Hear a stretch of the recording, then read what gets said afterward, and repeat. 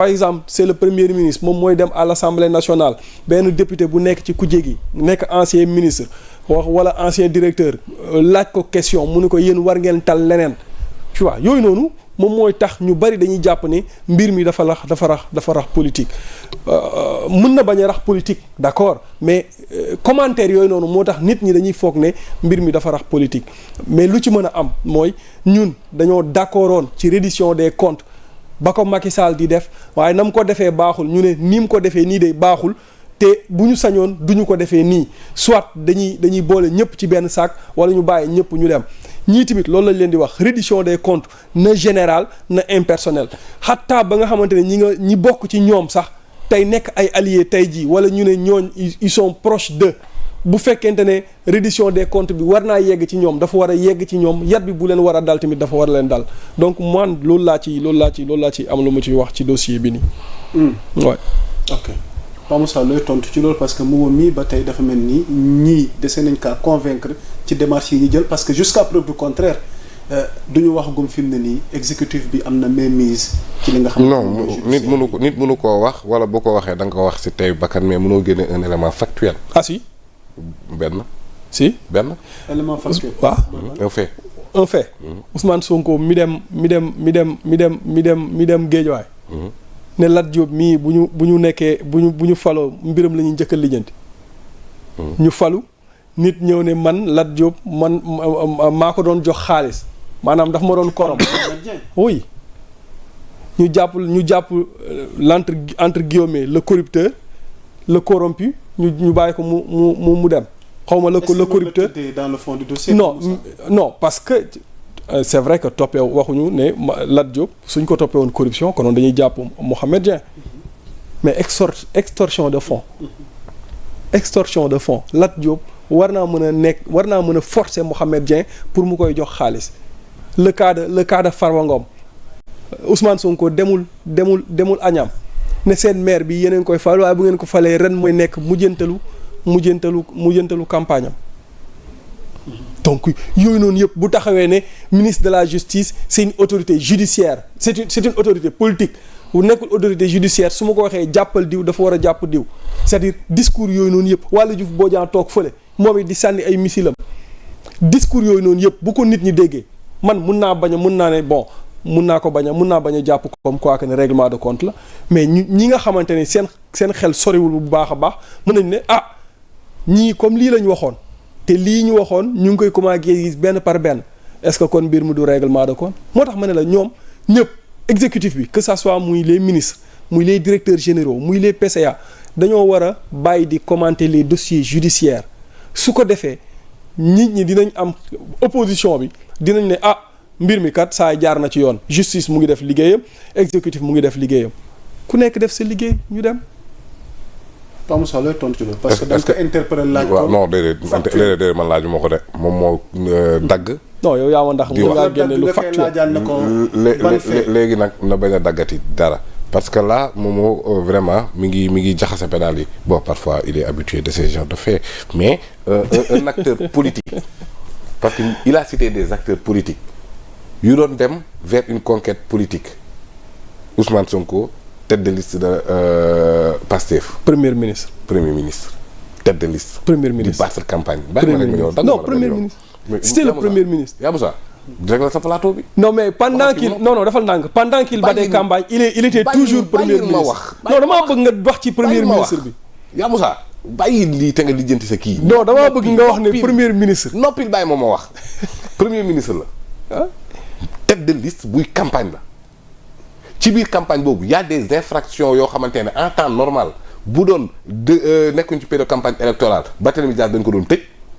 ah oui Bougane Gueye Dany dañ ko waroon a tëj mais parce que ils sont des candidats nekk ci liste nekk ci campagne électorale ci lañ amee benn liberté de ton et liberté d'expression parfois même libertinage te yoon mënu la toppee dara ndax da nga nekk dans le cadre. Abbas Fall dañ koy tëj tamit. may ma non konoon Abbas Fall dañ koy tëj boo waxee fee da ngay wax fii. yaa Moussa dama may non pas Moussa. mais dinañ déglu. non dégluwul.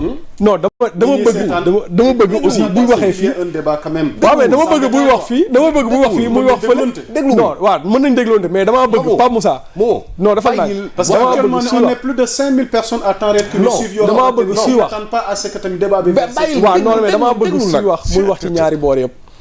mais il faut nga déglu ko mu wax. mais maa ngi koy déglu maa ngi koy non du ma tontu déedéet dama ko ciy dugal pour mu xam ne tu as la parole. pour mu xam ne am na lu mu fàtte.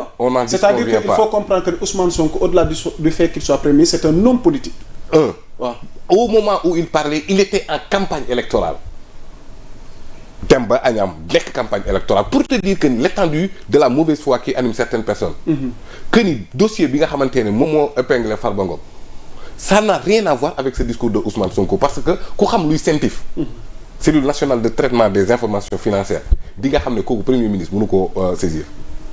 di nga xam ne loolu président mënu koo saisir même ministre des finances bi nga xamante ne foofa la CENTIF nekk mënul saisir CENTIF boo demee ci article 5 ci loi 2024-09 bi nga xamante ne moom moo régir les infractions de blanchiment et de financement du terrorisme amul benn yoon bu ñu lay wax benn autorité politique bu leen mën a saisir ce sont les banques ce sont les assurances notaire fi nga xamante ne xaalis dafay circuler et d'ailleurs les poursuites contre Farba Ngom ça vient d'une dénonciation d'une banque ou tu penses que c'est d'une dénonciation. xam naa fu mu jógee ba. donc kon jógewul ci discours du premier ministre jugul ci discours Ousmane Sonko may ma rek bàyyi ma ma wax. non bàyyi ma wax bëgguma mu wax ma loolu waxuma foofu la jógee de. bàyyi ma ma wax. non maanaam moom bu ñu la déggee nga bëgg wax ni yaa non moo ko wax politique ñu teg loxo non j'ai pas dit ça non déglu leen ma non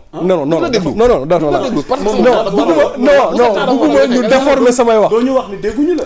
non bugguma ñu déformer samay wax dama ne Sénégal yi dégg nañ li nga wax. waaw defal naa non dama la koy leeral dama bëgg nga déglu ma leeral nag balaa ngaa continuer di wax dama ne la discours yooyu noonu yëpp am na ñi xamante ni suñ ko déggee dañ naan Ousmane Sonko moo nekk ci ginnaawam ma ne la man mun naa bañ a jàpp ne Ousmane Sonko moo nekk ci ginnaawam moo tax ma ne su ma sañoon ñu bàyyi ces commentaires autour de ces dossiers judiciaires man loolu laa la wax mais waxuma la moom moo nekk ci ginnaawam. mën naa wax su ma ko wax dama naan la man jàpp naa ne moo nekk ci ginnaawam loolu laay wax. ok loolu nga wax. oui non Moussa allez-y. doo ko dagg man ma ne. képp ku wax loolu tu n'es pas animé de bonne foi. parce que dama la jox procédure bi nga xamante ne en le disant da nga ànd ak ñëkk a wax. waa kay non pas Moussa non yaa Moussa non kon non yaa Moussa yaa ngi may accusé en direct. non déedéet non dafa ndànk yaa Moussa dafa nekk di ma accusé. mais accusation bi dafa la journaliste accusation bi foru ko vous êtes en train de m'accuser man ragalum yow xam nga ne man su ma bëggee wax dara du ma ko ragal a wax. non tu es en direct. waaw su ma bëggee wax ne Ousmane Sonko moo nekk ci ginnaaw dossier yooyu dama koy wax. rien ne m'empêchera de le dire. pourquoi ngay citer des propos yoo xamante ne dama ne li nekk ci penc yi. li ci penc bi. non dama ne li nekk ci penc bi yaa Moussa ba pare ma joxe sama temps de parole la yor. non mais parce que daf maa accusé. li nekk ci penc bi. on va revenir sur li nekk ci penc bi parce que boo koy très important. boo koy d'autres sujets nous attendent. boo koy joxe à titre d'exemple. waaw da ngay joxe exemple boo xamante ne c'est soutenu par des arguments vrais. mais munoo ñëw ay des arguments faux. des accusations fallacieuses. nga ñëw nga ne am na ñoo xamante ne ngay joxe exemple loo xamante ne wéru parce que wéru parce que pour terminer pas Moussa la question est que suñu dégloo Momo ak ñenn ñi est-ce que on peut dire que Ousmane Sonko premier ministre chef de parti de Pastef tey il est impliqué wala loxam wala tey jii influence am. loolu laa la bëgg a leeral le dossier donc yow la bëgg a leeral ma tàmbali ci dossier wu Farba Ngom pour wane ne ça vient de CENTIF rapport CENTIF boo xamante ne rapport bu 2023 la rapport CENTIF même bu doon bu 2025 nee naa la amul benn autorité politique y compris Ousmane Sonko bu mën a saisir CENTIF président mën na saisir IGE mais kenn mënul saisir CENTIF buy informer le gouvernement de ses rapports d'activité def naan ko rek def naa 5 enquêtes du ko wax sax ci lan la CENTIF obligation la parce que je te donne des références textuelles la loi 2024-09 dafa ne CENTIF boo paree sa enquête jox ko procureur il se dessaisit CENTIF ne garde même pas copie de ses enquêtes kenn du ko yëg sax. kenn du ko yëg. buy agir du tàggu sax banque ba. procureur bi bu paree article 66 de la loi 2024-09 daf ne ko nga saisir directement un juge d'instruction. donc li ñu naan sax procureur maître de l'opportunité des poursuites ici il n'a même pas qualité à xool est-ce que c'est opportun ou pas saisir directement un juge d'instruction. Jusque-là la procédure de Farba Ngom qu'est-ce que ça a à voir avec la déclaration du premier ministre à Agnam amul.